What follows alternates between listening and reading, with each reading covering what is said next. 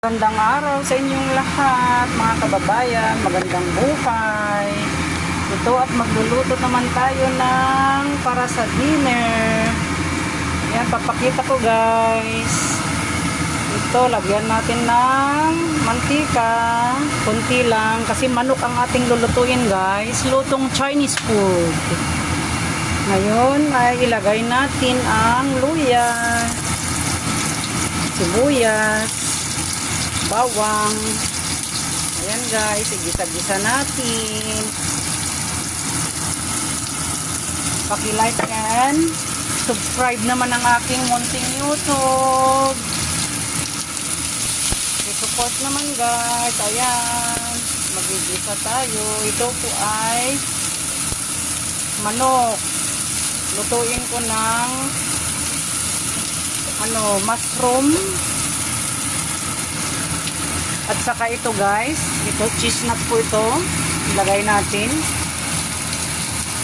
At saka dry mushroom. Ngayon ay ilalagay na natin ang ating manok.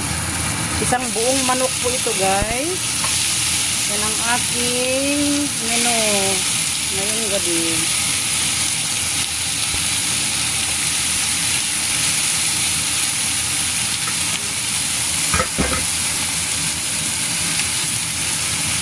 Gisa-gisa muna natin ang ating karne ng manok hanggang sa mag-brown ang kulay.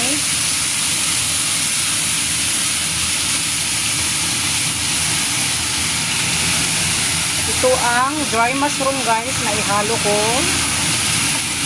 Ayan, cheese nut po ito guys. Ayan, linuto ko muna itong cheese nut bago ko ihalo dito sa ating manok. Ang tawag po sa lutong ito sa Chinese ay lokchi kai. Lokchi kai. Ang tawag po dito. Ang kai po ay chicken. Ang lokchi ay ito. Ang tawag nila sa Chinese lokchi. Kaya ang tawag dito sa lutong ito ay lokchi kai. Lutong Chinese food. Matagal kasi akong hindi nakapagluto nito, kaya nagluluto na naman.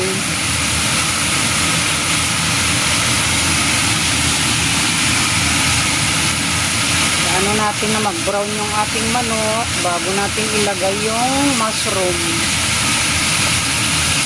at cheese nut.